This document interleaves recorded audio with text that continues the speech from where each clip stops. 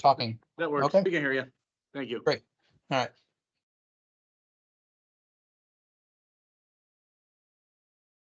All right, guys, I think we're ready to get going here. We're recording.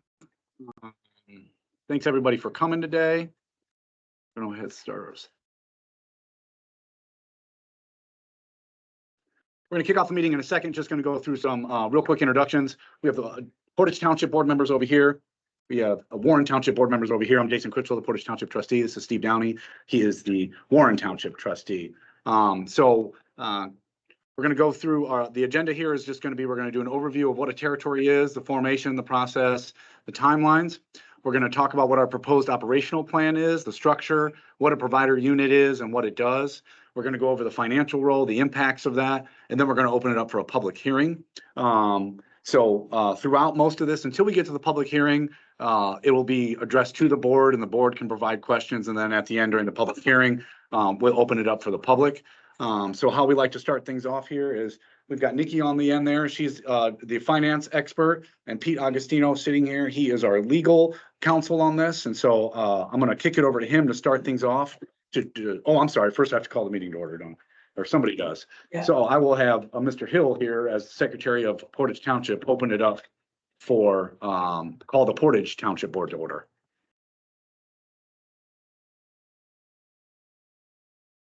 I second. Okay, Portage Township's in order.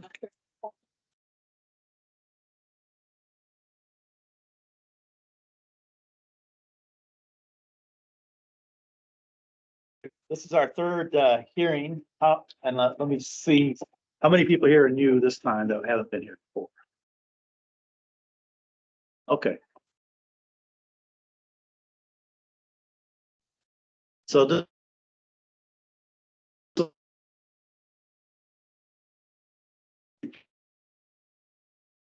contiguous can come together.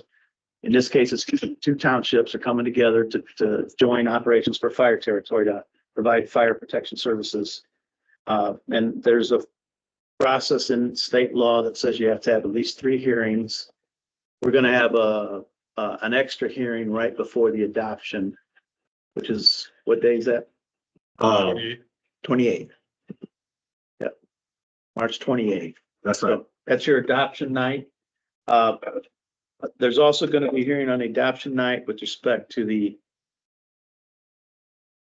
replacement fund. So the territory is formed by outlining who's going to be the provider unit, which is the unit that takes care of the budgeting side of things, collects the money, distributes the money, does the hiring in terms of maintaining the payroll. There is also a you got to describe what the boundary is. In this case, it's the unincorporated areas of Warren and Portage.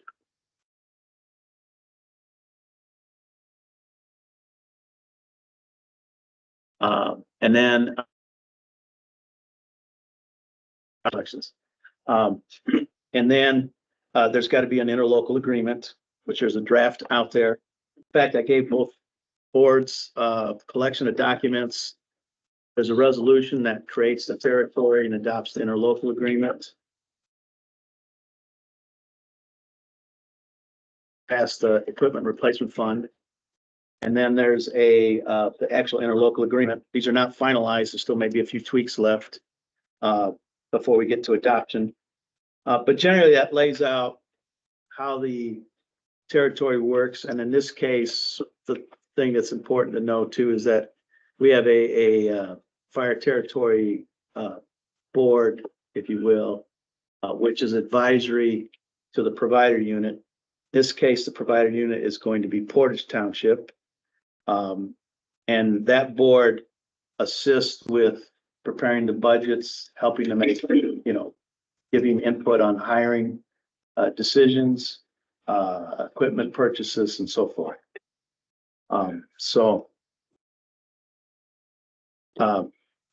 And in the process of having these hearings, we are required to let you know what the tax effect is from passing the territory, because there's going to be some increase in the levy, and it affects different taxpayers differently. So Nikki is here. She's going to explain that, so you'll know, like, hey, my house is going to get no tax rate increase, or my house will get a tax rate increase. And as I said, you have a right to know that, and she's going to explain that. You're also going to find out, how does this affect other local units of government, because of the way the circuit breaker works and the levy caps out there. There is an impact on so you can find that out. And in order to get to Nikki's part,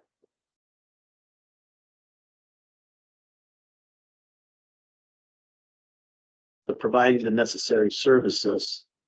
So I think before we get to what Nikki's going to explain on impact,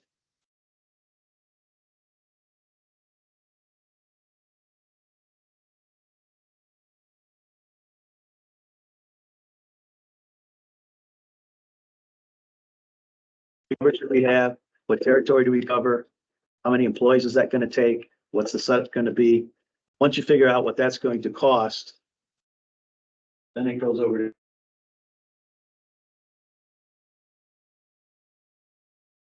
Jason and take it from there. All right, thank you, Pete. First, we'd like to start with what the current status is, along with what we're planning for here in the future. So one thing that we want to recognize is the increased call volume that has come in over the last 3 years to both all three of the fire stations that would be included in this fire territory. That's Warren 18 and 19, which has seen an increase of 26% in its call volume in the last 3 years. And Station 41, where you're sitting right now, has seen an increase of 15%. And these numbers do not include mutual aid responses. Mutual aid responses are those calls that go out, but that are not going out to a specific station, but that station responds anyway.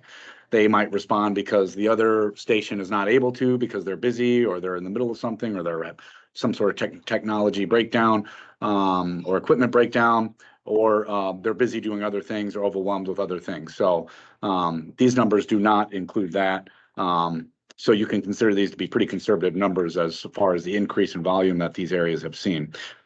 And we think there's some reasons why that increase in volume has occurred. We also note the local area economic development that is forthcoming and has been coming. The New Carlisle Enterprise Center is, a multi-million-dollar development the ground has been broken, and as it seems like every few weeks we hear news of another development in the same area that's taking steps forward. So we're anticipating a lot of economic growth in this area, which also will lead to increased jobs and increased housing in this area, which, as I'll talk about in a second, we have already seen. But we're expecting that trend to continue. And then really, when you look at population increases, the area that you're in, Portage Township and Warren Township, excluding the city of South Bend, which are the only areas that would be covered by this fire territory, have seen a pretty explosive population increase, 9% over the last 10 years, versus the county's population, which has increased by about 2%. So you're in one of the faster growing areas of the county right now by the numbers. Also, we recognize that the professionalization and modernization of fire departments is something that we're seeing happening very quickly over time, even over the last several decades. The cultural expectations have changed when it comes to what people expect from their service. People are expecting fast responses regardless of where they live. My generation probably and forward is probably responsible for that. In talking to people from older generations, they might say they understood that when they moved out into a rural area of the county that that help was a ways away if it came in. What you find is these new generations, their cultural expectation has changed. They're expecting help to be there as quick as possible with highly trained and qualified response units. Equipment and facilities are getting harder and harder to maintain. They're getting old. They were not built to accommodate the things that they're having to accommodate. A great example is the fire station you're in right now was built to be a volunteer fire station. That means it did not have places for people to sleep. It did not have kitchen facilities. It did not have shower facilities. These things were all added over time which you're able to make do with, but that does tend to end up causing concerns and issues for the health and safety of the firefighters, as well as for the efficient operations of the fire department on whole. And then lastly, we talk about, we recognize the issue with firefighter retention and qualifications, which has changed over the years. It has been very difficult for small fire departments to keep up with compensation that is being offered to firefighters, with the qualifications that are expected of firefighters these days, especially when it comes to some of their EMS or their medical qualifications. So pay, benefits, firefighter safety, these days, there's a lot of expectations that come along with providing fire service, that the firefighters have a reasonable expectation that you are going to make efforts to ensure their safety as best that you can. And there's a lot of different ways that that occurs, and that is difficult for small departments these days. So when we talk about the current status and future planning, those are some of the things that is really important for us to recognize. In a minute, I know board member Mr. Hill has had questions when it comes to the EMS qualifications that I'd ask Steve to speak to here maybe in a few minutes, if that's okay with you, Mr. Hill. But outside of that, is there any questions from the board on any of that? So what are some of our goals here? Well, obviously, we always want to be able to provide the best possible return for each taxpayer dollar that we're using. So we want to be efficient, and we want to be able to provide fast and high quality emergency response. We see that with response times. We want to have better on-scene service and support when there's an emergency. We want to be able to provide increased firefighter training. And as I mentioned, we want to be able to ensure firefighter safety to the best of our ability. And going hand in hand with all of that is, the need to be efficient with tax dollars. We recognize this is a growing area of demand. The better your fire protection is, the lower the insurance rates for that area is, especially for commercial property. So when you have businesses that are looking into areas to develop, places they want to put their business, that is something that they will evaluate as a cost of doing business. I believe the ISO rating of the city of South Bend right now is 1, where you're sitting right now is a 3. So the insurance rates in the city of South Bend for commercial businesses tend to be lower, all other factors being considered, than in the area that you are now. So with that, we talk a little bit about what the operational plan is and what the specifics of this fire territory would be. We're proposing that the name of the fire territory be the St. Joe County Fire Territory, and that the participating units are Warren Township and Portage Township. We were interested in other entities joining where we are right now. They declined for various reasons, particularly Center Township declined the offer to join here. We have already reached out to other adjacent entities to gauge their interest, because it is our goal to grow this fire territory and to make it a bigger fire territory. We think that we do think that is a positive thing for the residents and for the community at large. And so that full transparency, that is our future goal. If this fire territory were to be approved this month, we would be looking to court other adjacent territories and departments into joining us. So what we do here is, the idea of it is we put together the right foundation that would make this an attractive option for other entities and other residents in the nearby community. So as I mentioned, this would include 3 fire stations, which already exist: Portage 41, which you're in now, Warren 18 and 19. Each unit, Portage and Warren, and moving forward, any other entities, would maintain its own identity on assets, meaning building, perhaps uniforms. I don't know. We didn't really talk through that one. Uniforms, equipment. So the logo might say St. Joe County Fire Territory, but it might say Portage Township Division, Portage Township Department. We thought that way there, it'd be nice for local residents to see exactly who is responding in the case of an emergency. A territory board is formed that is responsible for the administration and policy and budget management of the territory. That board is formed through the interlocal agreement that Pete mentioned. They are responsible for all tax levies, the budget adoption and management, hiring, policy, and basically choosing what you spend money on. That board is made up of essentially equal members of each of the participating units. Questions about that in general from the board?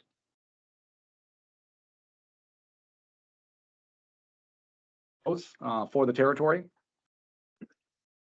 3 shifts of 5 firefighters at both Warren 18 and 19, 3 shifts of 4 at Portage 41, which would include a battalion chief. The future goal would be for that to be 5 per shift, but per the limitations of this building, we cannot house five firefighters overnight at the time. So combining those numbers along with the leadership and administration of the department would take the total staffing numbers to 47.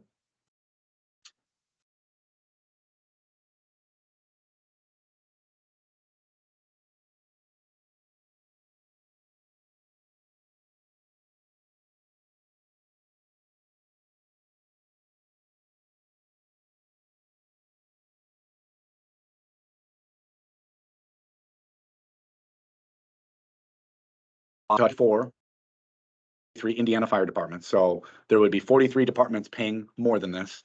And of fire territories or departments of a similar size, we would be ranked 9th out of 55. So there would be still 8 departments that would be paying more than this. These numbers came from the Professional Firefighters Union of Indiana. They were chosen because part of the idea here is, as in an effort to help with recruitment and retention, we wanted to be able to provide comparable rates of pay to firefighter staff. We looked at the local salaries, and that's what you can see on this slide here that are being paid by nearby departments. Currently, Southwest Central Fire is paying 53 and Warren is paying 58. We're proposing 75, and then you can see sort of the some of the local departments we were able to pull there. The highest being Michigan, and then the lowest being Plymouth at 68. So we think 75 puts us very, very competitive here locally for what the current rates are for salaries and for staffing. Next, I'm going to talk about the provider unit, but if there's any questions on that, I'd be happy to answer them. Other question. We're going to do the public hearing after this, sir. I'll get you first, though.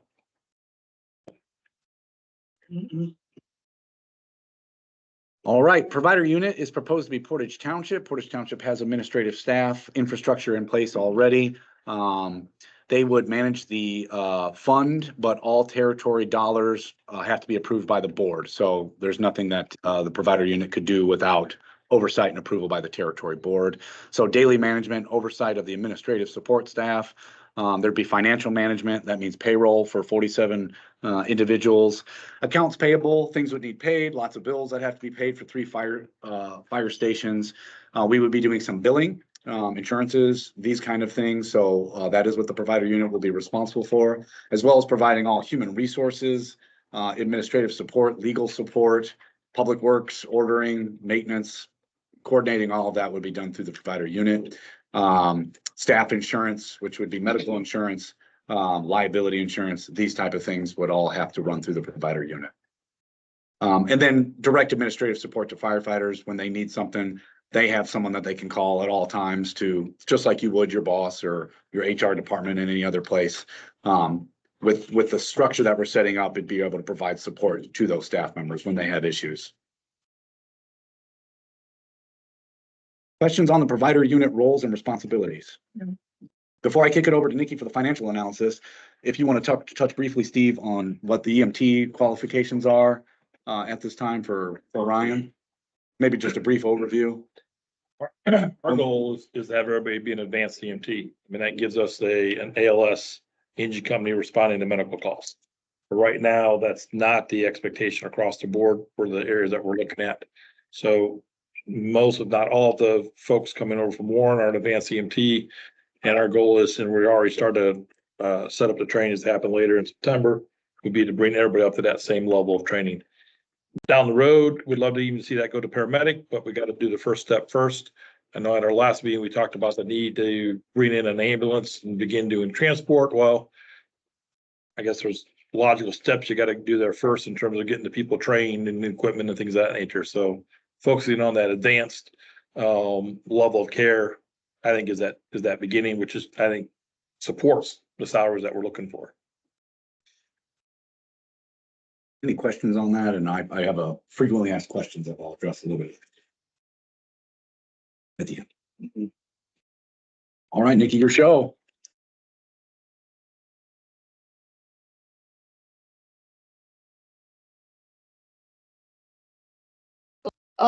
We kind of mentioned before where we start at is what is it going to cost to run this fire territory? And then I do my job on how much levy is gonna need to run it, to fund it. And part of this is we're required to present 3 years of financial information as well. So for 2025, it's gonna cost about $5.4 million to run the fire territory, and that goes up to about 5.8 and 6.2 in 2027. So to fund that, we're gonna fund it with property taxes, excise tax, which the units get anyways, proportioned off of their levy compared to the other units in the county, and income tax. So as you can see, it's about 5.5 million in 25, 6 million in 26, and 6.3 million in 27 to fund those respective budgets going forward. That does build a little bit of operating balance, but just like us, we don't want to end the month with a zero balance in our bank account to run the next month. We need to have funds in our bank account for cash flow for paying bills.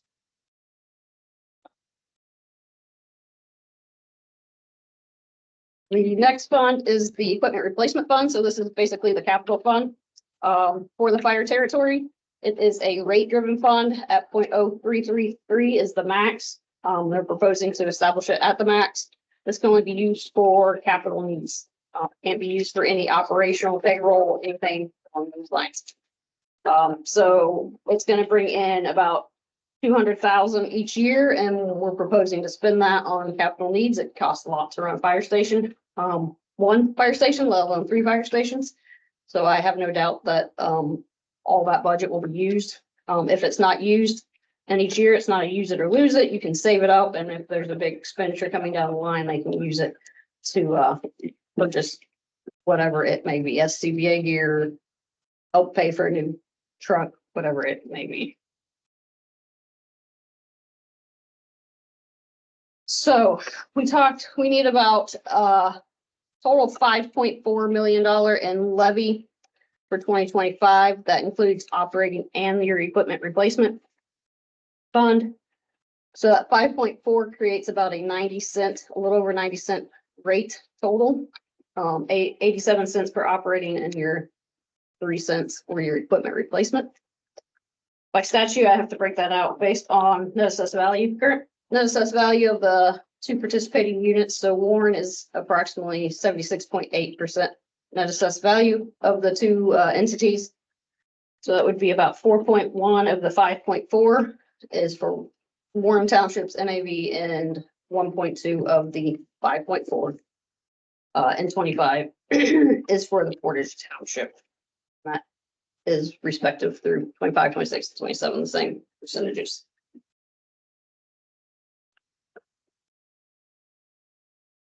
So what does that do, that rate? As you know, we have the tax caps on 1%, 2%, and 3%. If you are at 1%, paying your 1% of your assessed value, taxes cannot go up per Indiana statute. In this case, for 2024, anybody inside of Warren Township unincorporated, so outside South Bend, if your residential home value is 132,300 and above, you are capped out. So you are paying your full 1% already. So therefore, your taxes cannot go up. If you are under that amount, your taxes will go up. If you're at a $50,000 home, it will go up approximately $68. If it's $75,000 home, it'll go up approximately $103. This is annual, by the way, not quarter or semi-annual. It's annual. $100,000 home will go up approximately at $184. All 2% property inside Warren Township unincorporated is capped out, so they will not see a tax increase. 3% property, if it's a $100,000 commercial property, it will see a $464 increase annually. $250,000 property will see $1,160 increase. $500,000 property will see $2,320 annual increase, and $1 million will see approximately $4,600. For Portage Township, if you live in Portage unincorporated, so it's outside of the city of South Bend, if your home is valued at 130,300, you are capped out, so you're paying your 1%. If you are in a $50,000 house, you will pay approximately $42 more a year. $75, I wish, $75,000 house.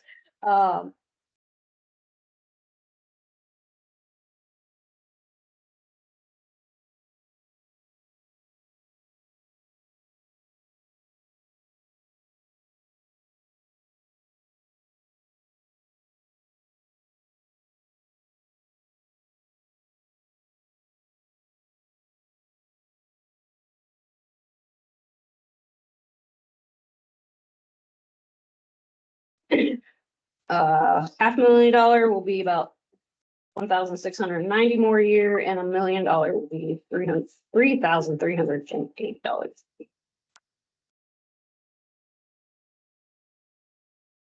To the board.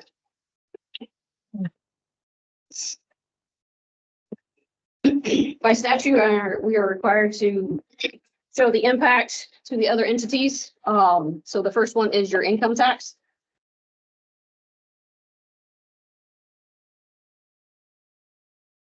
This is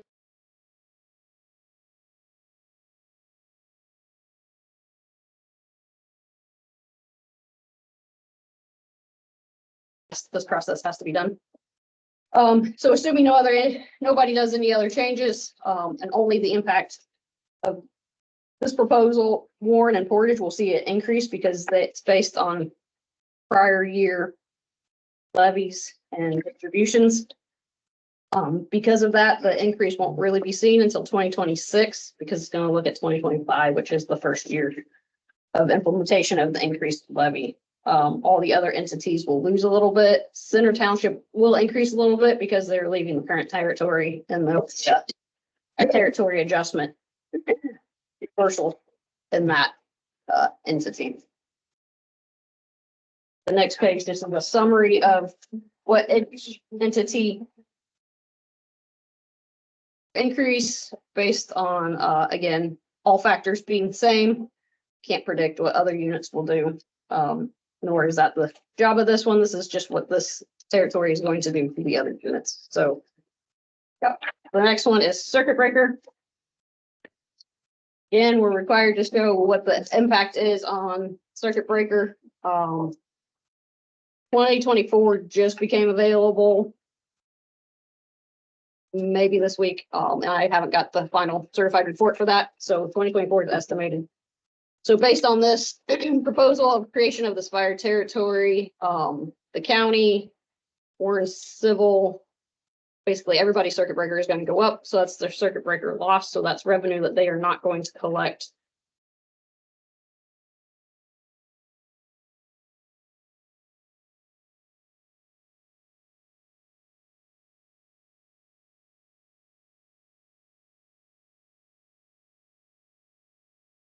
A little under 200,000. The little county goes up by about 80,000.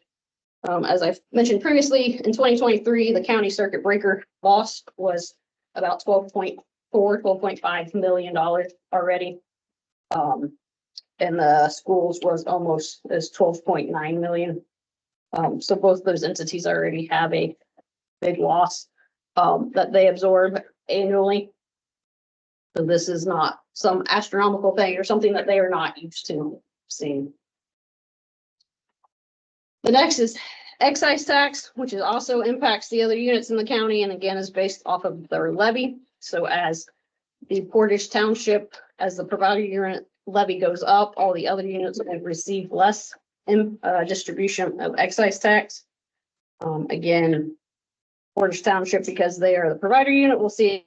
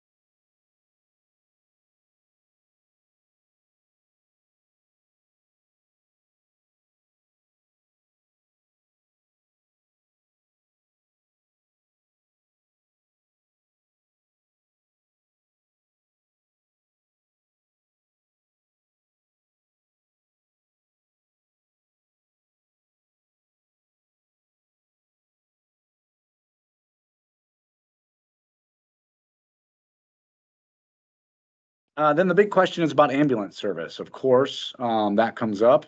Our original proposal, which included Center Union and Lakeville, included 2 ambulance units. When Center Township declined to participate, those had to be removed from the budget because this budget with just these 2 units cannot support them. I did run numbers, some napkin math to see what that would look like if we tried to add 1 ambulance unit here to Warren and Portage. For those who don't realize, ambulance service is not provided in this area. The City of South Bend provides it on a contractual basis. The closest responding ambulance is on Bendix by the airport or on York Road on the south side of South Bend. Those are the 2 assigned to the county. So obviously, a big goal of ours would be to get an ambulance closer to everybody's house. So if we were to try to include even just 1 ambulance unit, you can figure each one costs about $1 million to staff and provide for.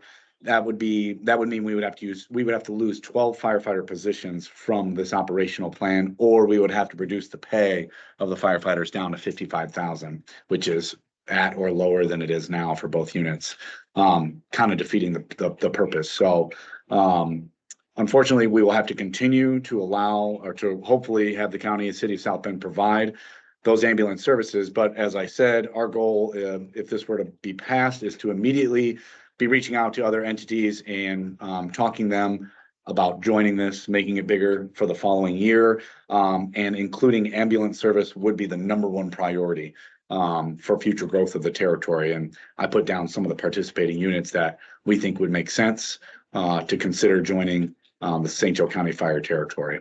But big goal for Steve and I is to be able to do this. So we're going to keep trying. And then finally, the question comes up about what would be the plan for Portage Station 41. Station you're in right now is the oldest station then in the territory. Renovation is certainly going to be needed or replacement. The costs of that are not done by the territory, though. Those will be done by Portage Township alone. It's a Portage Township asset, so the fire territory folks that what the numbers we've talked about would not be affected by any of that. That is a burden that Portage Township itself as an entity would have to bear. Really, it would just be a consequence of where to put it. Would that renovation occur here? Is this the place that makes the most sense for that fire station? If we were to grow the territory into something bigger, does it make sense that this fire station be moved someplace that it can service other areas better? Those would be future conversations that it would be dependent on. But there is a future for Portage Station 41. What that is, we just don't know at this time. So before I open it up to public hearing, last opportunity for board members. Any questions or if anyone has anything else to add? Cheryl? Yeah, earlier when you were talking about expanding in the New Carlisle area because of the wherever it was. Oh, yeah, battery plant, sure. Okay, I guess, do you have any idea now how many times that either, I guess it would be Warren or this station had to respond to things over in that area? Well, today for sure was one. Okay, well, we know we got one. Yeah, go ahead, Steve. I think last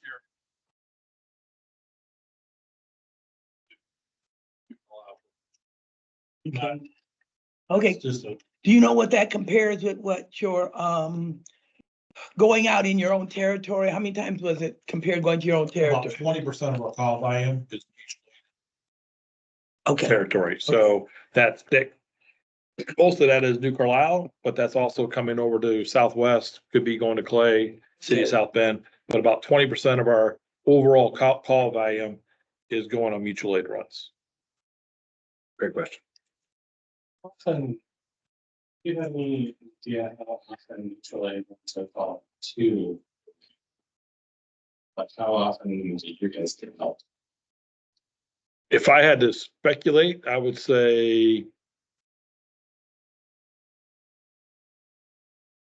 10 or 15% of the time is probably on is we're requesting or receiving mutual aid.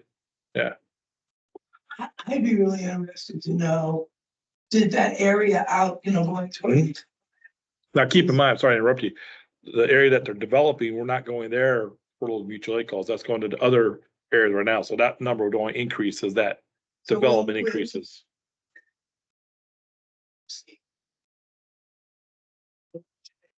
Yes, without a doubt. Why, we feel like New Carlisle and Olive Township would be a prime partner. It would be a logical partnership. In fact, if you remember from one of our earlier meetings, the guys here from Warren had to leave to go on a call. They're actually going on a call to New Carlisle for mutual aid. So it's a regular, not saying anything there about New Carlisle, but going on mutual aid is a regular occurrence that you do. What cities? Here. Cities. Sure.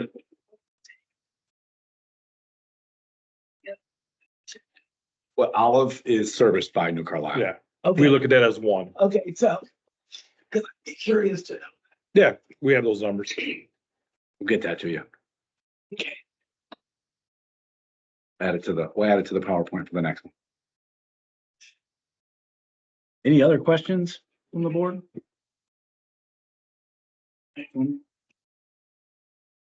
Okay, we're gonna open it up to a public hearing, like last time, if you were here before. I feel like it's okay to keep it pretty informal. Yep, name and address, so. Just name and address, if you don't mind. If it's a question that you have or something you want to talk about that you're not comfortable about, like before, I think we'll all hang around until everybody's questions are answered if you don't feel like, if you don't feel comfortable asking in front of everyone. So, yes, sir, hit us. Okay, back, support staff, go back to that, you know, this is many firefighters, this many, that many. Got You know, it. I had it didn't remember. No, you're good. I have so many papers, I can't find it. Sorry, Just keep adding to this. just gonna keep throwing them at you. I can't go to the next one. Okay, it says leadership and administration. But then it was support staff below that. You had another flyer that said support staff. What is support staff? How much? There it is. Yep. And we're paying them 60,000. Who exactly is that? These are estimated ranges, and Who is? so, yeah. So these are estimated ranges, but the big one would be someone to handle payroll and expenses, accounts payable, accounts receivable. A comptroller would be needed. So that's a big one that comes to mind, and that would be a high priority person to bring on board right away. 47 staff members, it's a lot of payroll, it's a lot of expenses. Right out the gate was that one, and then an administrator, say again? An administrator and maintenance person as well, someone to handle coordinating maintenance. It wouldn't be a dedicated maintenance person because it's not big enough to support that, but someone that does all the other administrative tasks. Yeah, No, that's right. So are you looking then, or part-time?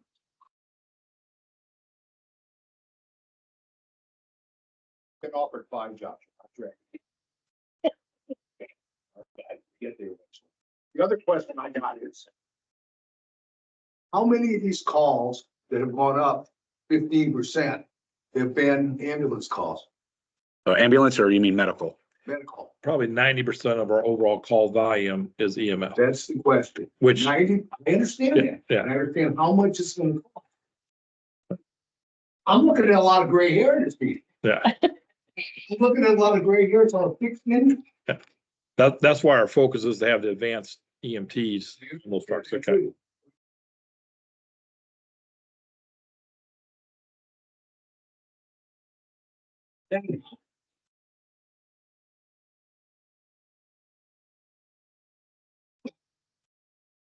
Tommy. You putting this on me. I just got my insurance bill. Mhm. You went up $500 because my roof is 10 years old. Roof they told me to put on the damn building. Fire department's fine. Car insurance went up. I got a 22-year-old car out. Suburban, I'm on forever keeping up. But still, you know, so I'm in that golden age where I own my home. I own my cars. I am retired and out of money. You gotta do something. And my personal opinion is that you put this on hold for a year. I'm sorry, that you put it on hold for a year. Find out why these guys aren't coming in. And then bring them all together. This thing out here, New Carlisle, if you're saying we may not have to support it, but you've got to make a mutual aid. Did you see how big that second building is? It's gonna be a data center Mhm. and the battery center. And the buildings and the houses will all go the other side of that. They can't build them this way. If Roger Norwalk was here, he'd tell you why. But they have to go the other side because the groundwater's too high. Can't build, we have to build. I just think in my personal opinion, and I can't be here next week to tell you again, put this thing on hold, figure it all out, come back with solid answers. You know, if you want to raise my taxes $10, I'll pay for these guys. I'll be more than happy to do that. And then come back with a plan on how to get them, find out why Southwest doesn't want to come in. Or, you know, We've been talking in conversations for the last probably 5 or 6 years, trying to have larger territory. And every time we have found it, it's just too many units to get to agree to do something. And that's why we've taken a different approach and said, let's start it small and get it established and then bring those other units in. We just think that's a better approach to tackling I'm it. gonna say something else, Mike. Perception of the people that live out in the county, consider Portage Township in the city of South Bend.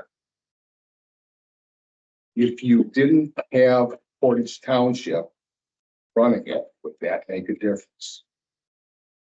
Wouldn't it cost more The though? Portage Township would not be running it, the territory board would be running the Okay, territory. but you said the last meeting that you've already got the people set up in Portage Township to handle it. I have staffing and infrastructure, I which understand that. means I have oversight, I have no doubt.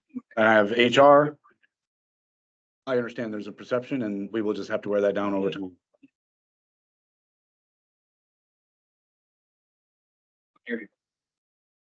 I used to live on South Michigan. Lived on Johnson Street.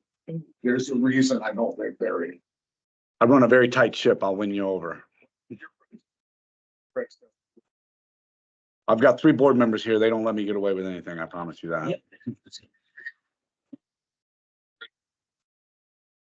Yep. I have a question. Sure. So if Warren becomes the provider, will you have to hire any extra people? Because I know we have to hire an extra person, don't we? Well, they will Not work, us, they but, will work for the territory with our oversight. yeah, right. So, but would they have to hire more or less? I think there is Yeah, no it might permanent be a- staff in Warren yeah, Township, it'd so be there's a nobody wash. providing oversight, training. If the bookkeeper falls off a cliff one day, who's stepping in to make sure payroll is The done? next person you hire. Who's the next person? Obviously, you're gonna have to hire support staff, and Right, you're gonna hire support staff. right. I'm just telling you, if you know it as well as I do, the perception of Portage Township's running this might be part of your problem. But my part of the problem is you don't have any ambulance service. And it's an age now, you know, where you fall down before I even move, I check to make sure nothing broke. Then I stand up. Yes, sir. Just a quick note, Greg DeBroiak I lived at 5929 Oak. We all were really concerned about ambulance service. That's why I'm not wild about doing this, but waiting a year till we get all our ducks in a row. But there used to be an outfit called Tri-County that operated ambulance service in and around the South Bend, St. Joe County, all out in this area. But I think that they had gone out of business. They have not. Huh? They have not. Probably kind of still around. Okay, They just don't- if they're close to our area, why couldn't we, if we, as a fire territory, contract with them to provide the service for the farthest out as compared to waiting to come from Bendix Drive or York Road? Tri-County is based in Bremen. Okay. So they're not closer. And the other side is I don't think their level of service and care that you receive from the South Bend ambulances, it's vastly different. So my goal is to build those ambulances and have them in-house ourselves with that same level of care that you receive today. Okay, a neighbor lady's son Mhm. worked for, and I don't think it was Tri-County. But they didn't have an office around here, but they sat in Right, the vehicle, Yeah. in the parking lot. Yeah. Waiting for the calls to come in. Yeah. Okay, and I think they were over like Town and Country, or they were. I think that was Superior, and they mostly did interagency transfers. Yeah. So that to do a 911 response, to have someone sit in their ambulance at till 2 AM to respond to a call, I don't think is what we would want to have people responding. But you make a valid point, whether we do it ourselves or whether we contract it out. I think those are great things to look at. I would rather see doing it ourselves. Right, I yeah, don't, and I like it. Right. Yeah. right, You know, that's what I think is most imperative that people are looking at is the ambulance service. Because it's a minimum of 20 minutes to come Yeah. out to the old fire station from We York Road. we really wanted the Center Township proposal to work. Very just Do they disappointed. have any? They do not. And then the only thing I agree with you 1,000%, and that's why Steve kind of harps on the EMS qualifications and certifications, because you would receive that quality of service until an ambulance arrives. But I agree, that's number one priority for us. I don't know if the cost savings would be there contracting, because it still has to be paid for, right? We didn't. Yeah. We've not looked at it. I mean, our focus is getting on the fire trucks, that first responder coming to your house as certified as they can be. And there's a continuing push is to not transport while you're providing care. I mean, in a trauma situation, because you gotta go to surgery, that's gonna happen. But on a medical call, the push is to do a lot of that stuff on the scene, and that's what our guys are being trained to do. And that's what our focus is to get those drugs, that devices, everything else there on the scene to provide that care. I still believe the ambulance is what we need to do. We need to do it in-house and not rely on somebody else, but it's the cart and the horse. You can't wait to have the ambulance service and then build the territory, or vice versa. I think just my experience is you gotta get the territory established and start getting the trucks, the equipment, the certification, the people on board, then that you can train. It's a 2-year program to go through paramedic school. So you got to get them on staff and then begin to incentivize and get those people trained to take on those skill set. If you wait to get all that and say, okay, now let's do a territory. I think they wait and get all of that, but to come up with some hard dollar signs Right. that for the ambulance service and the person Right. to Yeah. demand it. What equipment do you need here at Portage? Does Warren have enough equipment? Right. What are you gonna need to buy? Because, you're talking about, well, we're gonna be charged 21% for increase. Portage was 13% or whatever. But you gotta have a dollar figure there somewhere, so and I think people would be more receptive if you knew what we're looking at. I think you'd be looking at a lot more because the cost of an ambulance, paramedic training is at least what, 30-some thousand? Mhm. Okay. You're probably gonna need at least 4 minimum. So it doesn't take long before you're spending over $1 million. Yeah, they spend approximately $1 million. On ambulance alone, okay, and then if you're looking to have 2 ambulances and really be staffed the right way, when it gets that much more, and I think what Steve's getting at too, and I've seen this, you could find ways to get money for ambulances to buy that, okay. The problem here is actually having the paramedics, EMTs to staff. It is the staffing. You're 100% correct, Pete. And that's where we've lost 9 people over the last 7 years that we've trained. They got certified and then they went off to other organizations because of the 77 fund or other pay rates.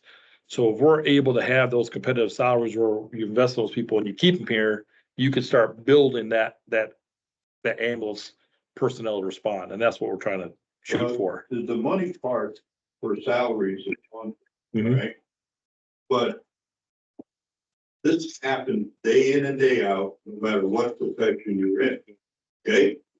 You want to get a more better paying job, somebody come and offer you some more money, there you go. And so then you got to find somebody to replace you and train that person. So it's a. It's a battle. Yeah.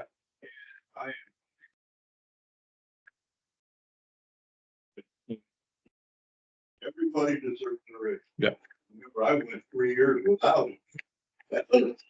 You know, but anyway, but it doesn't, it seems to me that comes out to approximately 40% increase. That's a lot of money. That's a lot of money, and I don't mind giving these guys a raise, but you need to keep it on an annual basis at either between 5 and 8, something along that line, whatever you come to, so that they can look forward to that. And that's where we're capped out without a territory. We're at, with our levies in both cases, we would not be able to continue to do any kind of increases. And that's why we need to reset our levy so that we can actually do increases and bring on staff. There's just no room in the current levy to do that. So the only way to do that is to form a territory, to have a levy that allows you to give those increases, those increase them are either people or wages that you're paying them. I mean, that's just the only path that's out there for us. So people got away from the 50 ambulance. I mean, there's fine in it. If you like that, yeah. If you train these guys, if you get EMTs, then if you can't, we're waiting on South Bend to come from York Road, you can walk to Memorial faster. But if you had somebody that was contracted and you remember the old show Emergency? Mhm. You know, the EMTs showed up. And then Mayfair ambulance showed up in a Cadillac and carted you off. But that's what I mean. You get the EMTs there, then you've got the train guys and the ambulance drivers drive. Mhm. I drove for a year for a funeral home with their ambulance service. Mhm. Not my job, Mm. but no. Can you tell because this is something I just am realizing, okay, what do EMTs do that is different from the paramedics? Because you talk about the thing now is to have the EMTs there working on the person, for lack of a better word. And also, what are the differences? I'll put together a slide to show you that in more detail. But in general speaking, when you begin to get to an advanced EMT or paramedics, that's when you bring in drugs that they can give to the patient. Most of the time, an EMT can't do those drugs, whether they're cardiac drugs, whether it's for an RSI, whether it's for pacing somebody, whatever that situation is, that's kind of where your breakdown comes in. So the EMT, normally it's more, you're taking your blood pressure, you're doing compressions on CPR, those kind of things still. So I don't want to downplay their importance. But when you begin to bring in drugs into the equation that you're going to administer to somebody, that's where either your advanced EMT or your paramedic comes into play. Here's what I'm hearing you say is, if I'm suffering a heart, or if I've got heart issues or whatever. Yeah, you have chest pain. Right, that the EMT will start working on me. EMT will take your blood pressure. Okay, and That's then it. waiting for the, An advanced EMT gets there and he may give you nitroglycerin, may give you aspirin, he may give you, put you on a cardiac monitor while he's waiting for the, paramedic to get there. When the Okay, paramedic gets okay. there, he may look at you and say, hey, you need cardizem, or you need some other Right. cardiac drug. so he's there. there. Each to each start level, stuff. yeah, each level, it picks up a little bit more of what they can do. Okay.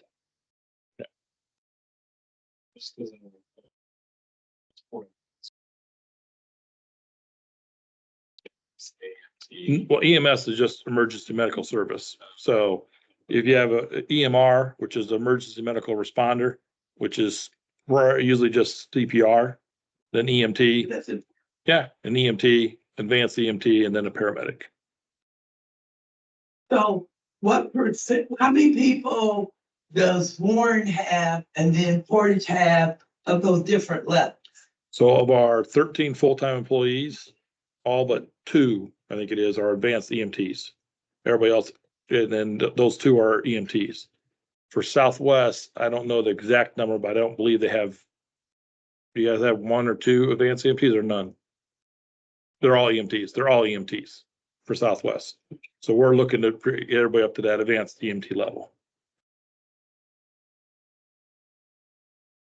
Other questions?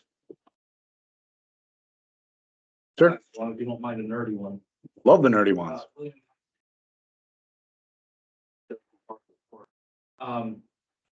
Fire territory boards are essentially another layer of government that you're adding between the township and county level, if I'm not mistaken. Can you let us know how exactly those board members are accountable for tax payments? They're elected, quote unquote, but they're not. No, they're, Are they elected?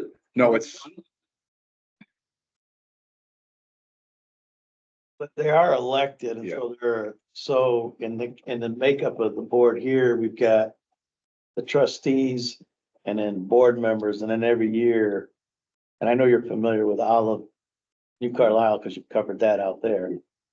We kind of using the same model, so we want an uneven number of board members, so we don't have a situation where we're at a standstill because it's 2-2 vote. So we have an alternating from year to year. One year it's Portage heavy, the next year it's Warren heavy.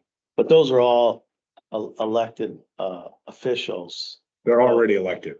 They're already elected, so they're already in to a board. Part of the elected officials' responsibility to sit on the fire board. So it's the same person.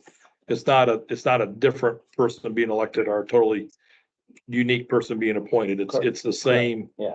Now, you said Election. elected or appointed, which is, Well, They're all elected individuals that are then, so like here, your makeup of your board is gonna be from these people here that are all so elected. they're coming from these people. Yes, I thought you were gonna bring in a whole bunch of, We should clarify that better than, Yeah. because you're right. So Southwest Central Fire Territory that exists right now, I'm a member on the board. And Mr. Hill there, as a township board member, is on there as well. Center Township has the same. So this territory would be the same, the trustees and one member from each board. and how many other people are you gonna need to make? They don't get paid. It's not, they're not staff. the fire territory board is not paid. It's like your city council. yeah. Yeah. They're not, well, They're part-time. it's specified in interlocal that the board members on the fire territory board are not paid. They're not, So these individuals that are doing all this, I get paid. no, the board guys they're doing it, no, they're, As a. Part of their duties. they get They paid, don't get correct. Yeah, I can vouch for that. Oh, yeah. I was on the fire. It's got a question back there.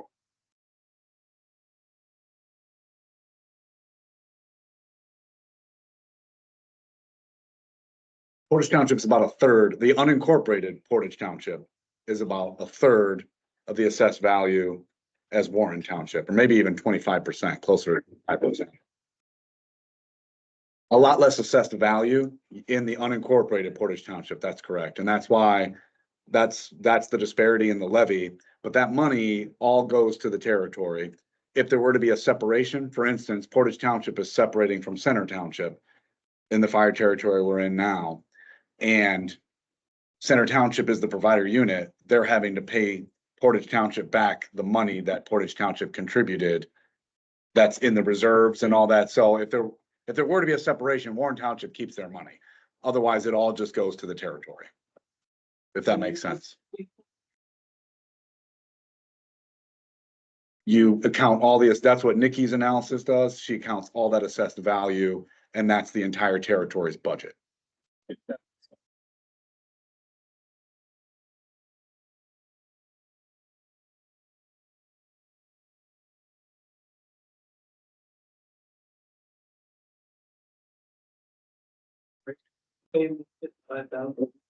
Well, and again, it's also difficult, as we, to keep firefighters, right? They have other options available to them. So we're able to do this. That's the first step. We've created a great foundation for a great high quality territory. Next step, get other entities involved. And that's where we bring on the ambulance service and, you know, we're really rocking then, in our opinion. Sir, you had a question.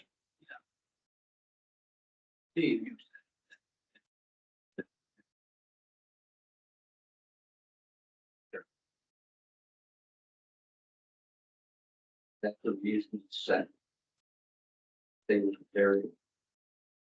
That they didn't. I don't know. Exactly. Loaded question. I'll answer that.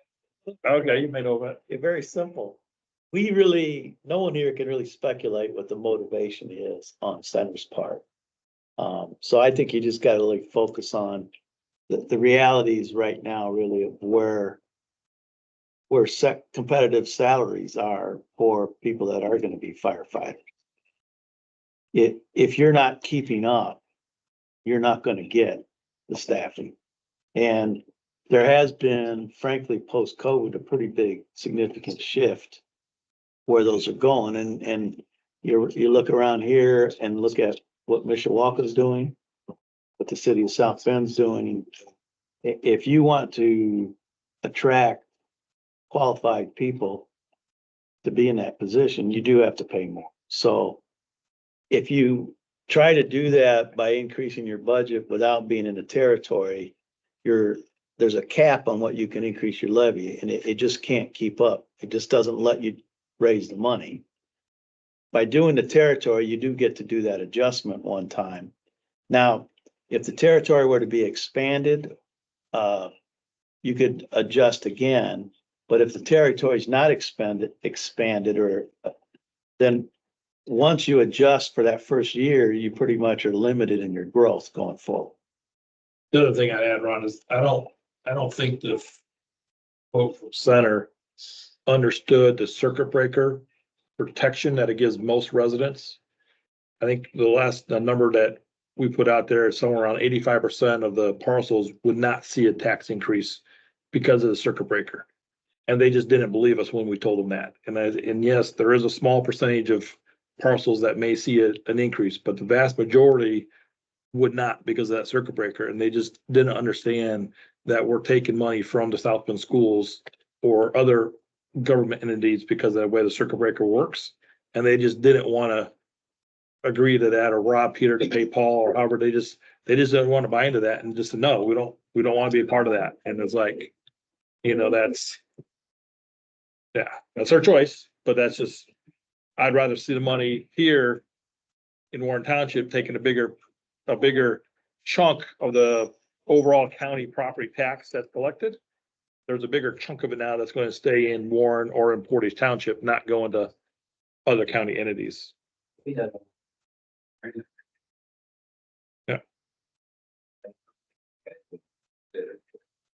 Indicator a few times. See what the people or townships hold. We can't do a referendum. We- Yeah, you can't do a referendum, in Indiana like that. We can't put it up for a vote. Is that what you mean? Yeah. Yeah, it's heat, yeah.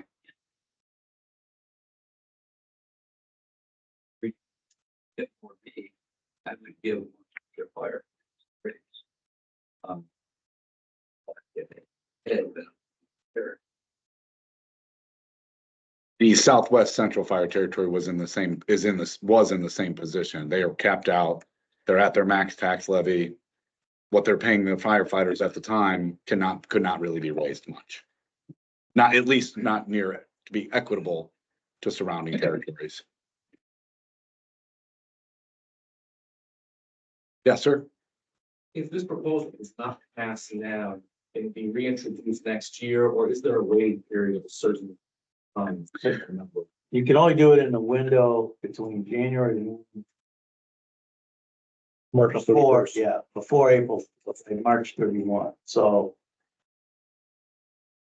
if you don't create the territory right now within this window that we're working in, to do another territory, you have to wait.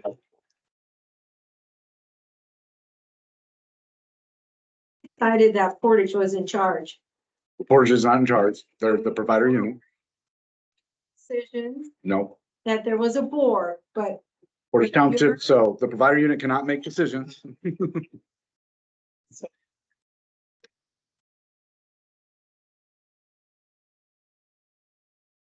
All the forms get filed. Budget forms are done. The money's accounted for. So it's not a matter of being in charge of running as much as it is. Someone has to be fiscally responsible for the dollars. So there's a difference between having to account for the money and having to decide how the money's spent. So here, the provider unit is responsible for accounting for the money. Okay. The provider unit with the participating unit and also with the territory board, they're collectively making the decisions on spending them. Okay. But because of the way your budgets get approved in the state of Indiana, somebody has to be delegated to have that responsibility under state law. So that's really the better way to look at it. Is it isn't like Portage is running everything. That's not the fact at all. More than likely, I would say that what's happening here is day-to-day operations are probably going to be run completely out of Portage's control. It's going to be the fire, which is going to be staffed predominantly on the Warren side, right? So I think as a practical matter, day-to-day operations are going to be probably run on the Warren side. The budget side is a matter of responsibility for complying with state law on doing the budget. so you're saying Warren has equal, They're going to have equal input for sure.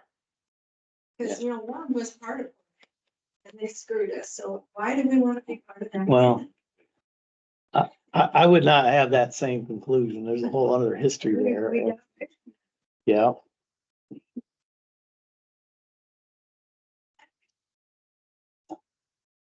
And, and I've been out here 37 years, so that happened when I was here. Well, I was present for that too. Okay, so I did follow that closely, and I think one of the things that's important in any of these fire territory formations is, I would say, building it from the ground up, meaning that got to have your firefighters on board with this. And I think, frankly, the last time around, there wasn't that type of cohesiveness between, say, Warren and some of the other fire department guys that were feeding fire guys. I think personalities have changed, personnel's changed, attitudes changed. So you're dealing with a different group of people. And I think, and correct me if I'm wrong, Steve, is where the firefighter guys now are at coming together, I think they feel more comfortable with. Yeah, this territory we're doing now, we're really putting the firefighter first in terms of the design, where before, I was there with you. It was not a friendly merger. It was more of a hostile takeover, if anything. And I don't think in this case, that's not the case. We're really putting the territory together where the heart and soul of it, which is the firefighter, is first. And that's one reason why I go back to the wages that we're trying to do. It's there to get what our guys deserve. And that's really what we're trying to accomplish there. And I feel comfortable with Portage is doing it. I mean, yeah, they're not the city of South Bend, which is good, but it makes a lot of people nervous, I know, but it is a different entity. And I do feel comfortable that the money's gonna be looked after and managed properly. And that's really what they're accounting for. They're not running the territory. The territory is gonna be run by the territory, and it's gonna have the firefighters first. Then how many people are on the board? Five. 5. So there'll be 2 from Portage, 2 from Warren, right? And And then there'll be one that alternates every other year? correct. Yes. Okay. Now, what does that mean though? That's who makes the decisions, the board? Well, So every other year Portage will make it, and then the other year Warren will make it? I think you need to have a tiebreaker process. So that's one way to do it. Okay. Now, I would say this is that,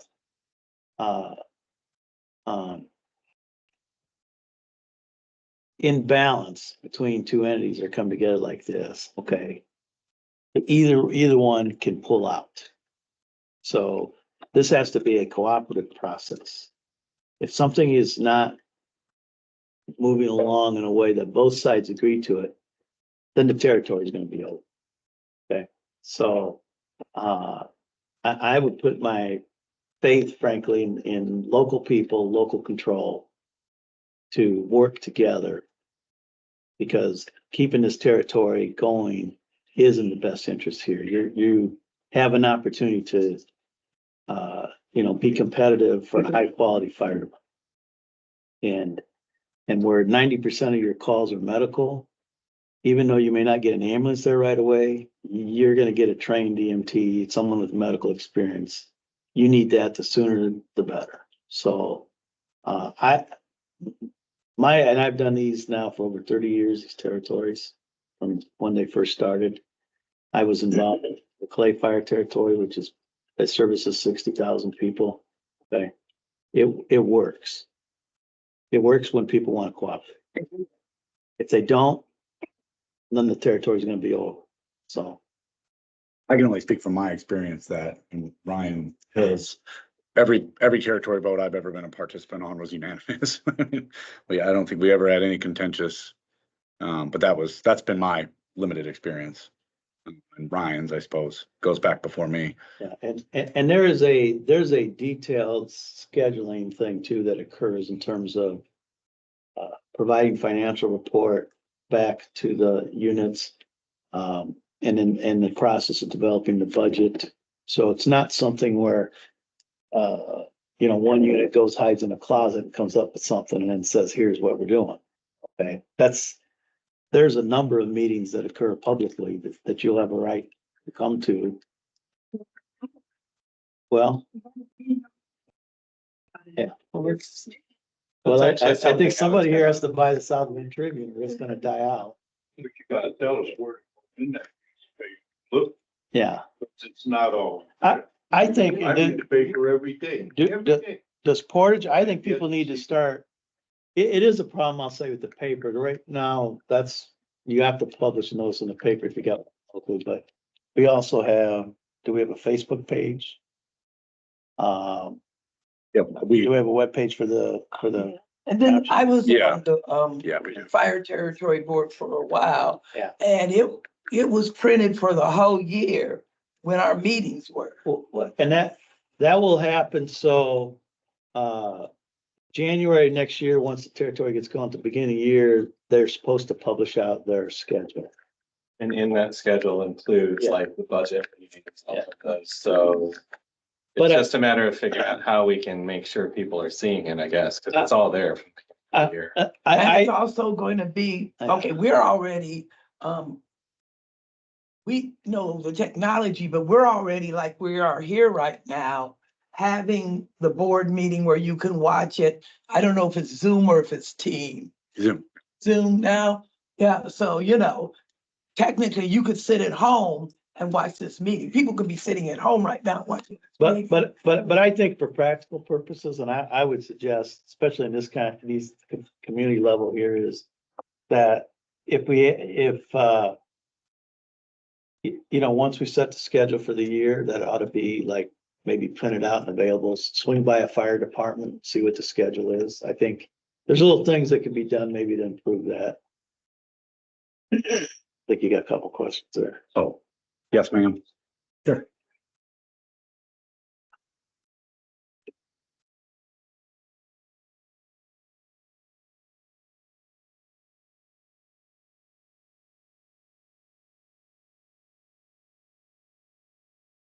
The ability to pay their firefighters 75,000. I'm sorry.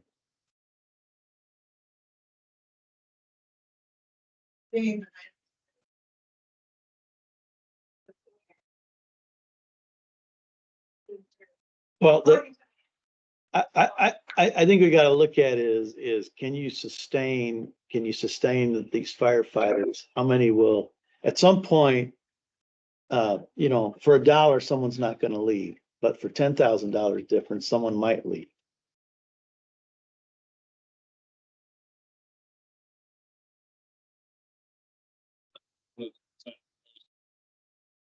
Only 13 people.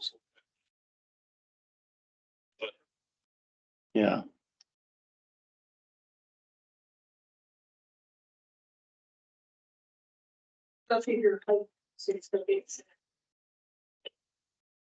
Do you know where those 9 people went?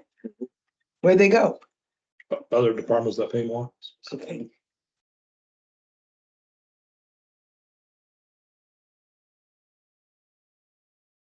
Other questions? Someone back there. Oh. Ma'am? Oh, well, Portage Township has a Facebook page, Warren Township, I'm sorry, Portage Township. Uh-huh, yeah, and then, but What's our it will, Facebook name? it'll be posted, if the fire territory were to move forward, the St. Joe County Fire Territory will also have its own page. And that's where the meetings they will be territory meetings, yeah. And there'll be a website as well. But if you go on Facebook and you type in Portage Township, it may literally take you to an entirely different Portage Township. Somewhere else. So. Nah. Take a look at the address page. Yeah, so.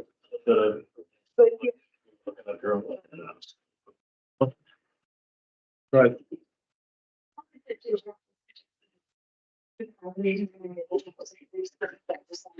Great question. Unfortunately, we don't decide that. That's a consequence of the circuit breaker law that was passed in Indianapolis. I don't know if Nikki wants to answer it, but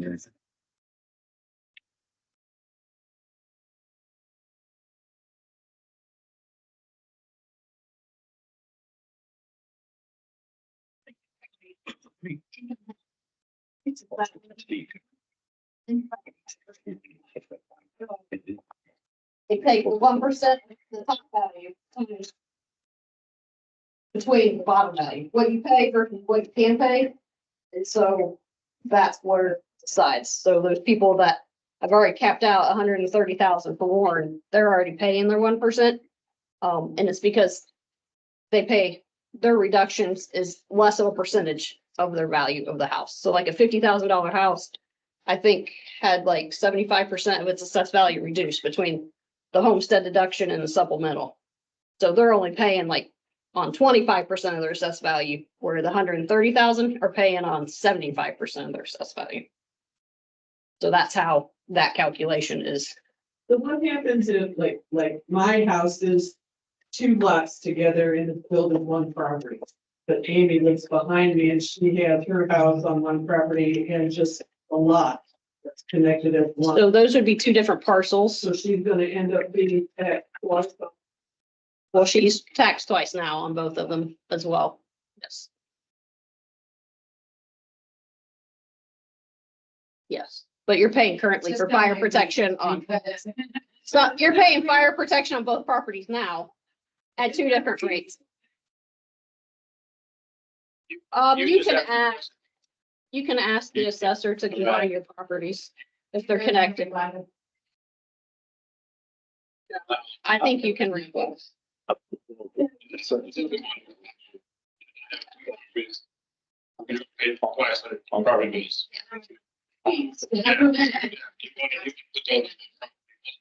All weeds, that's better off making it one parcel.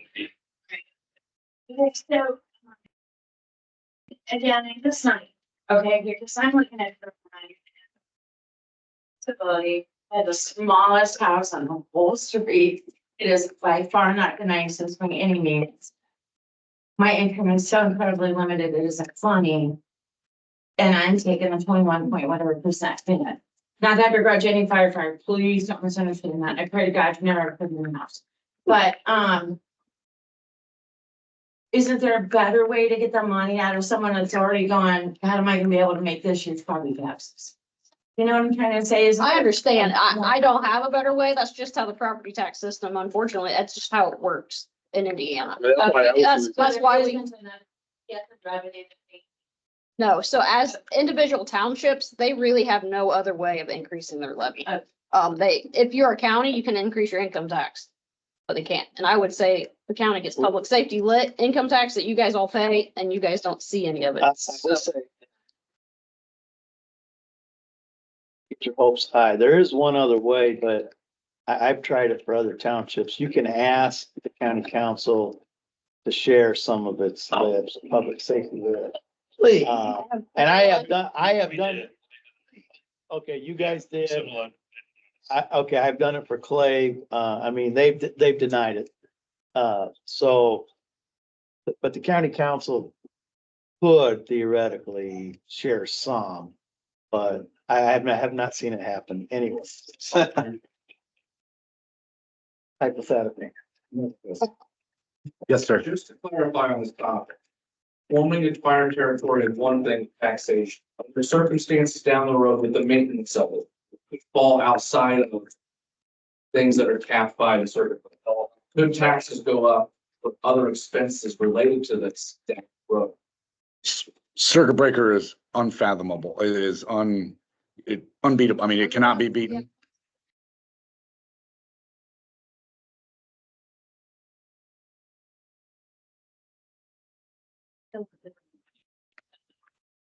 Goes to a specific calculation. Yeah, so each year, like any entity in Indiana gets a growth quotient every year. It's a statutory equivalent of a 6-year non-farm income.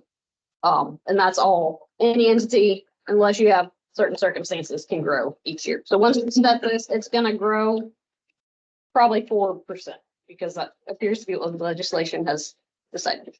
So Yeah, but and 4 that, to yeah, 5% most, but that's what every entity in the state of Indiana will grow. but for a lot of, I will tell you, for a lot of townships, that little 4% increase is not enough to add a firefighter. No, It's not It enough to doesn't- pay for part-time firefighters. Right. And this is a problem we're like, I represent entities across the state of Indiana. Nobody can pay their firefighters.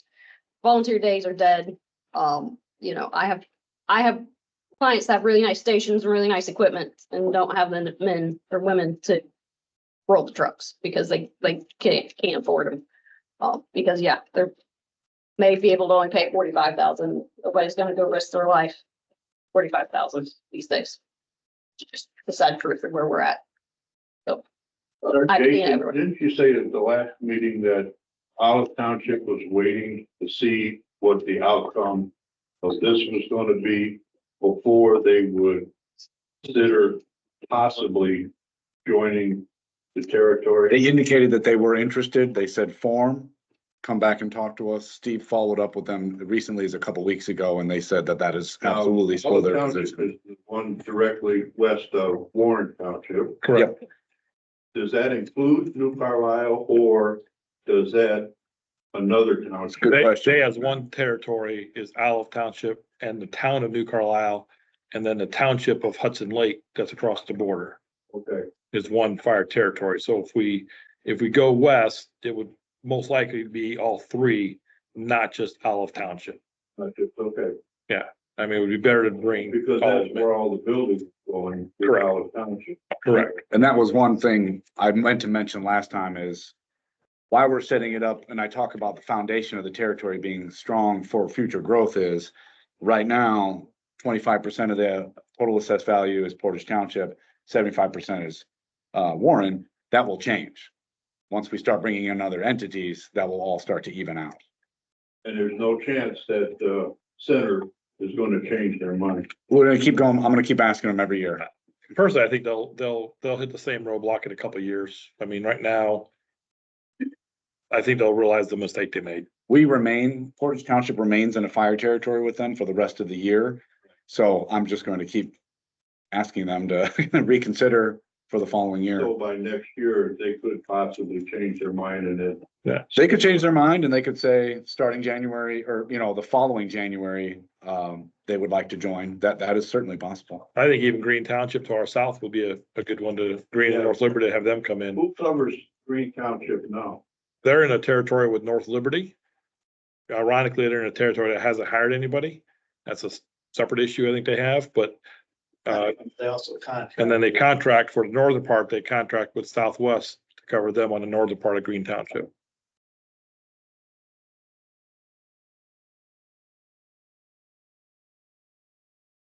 Other questions in the room?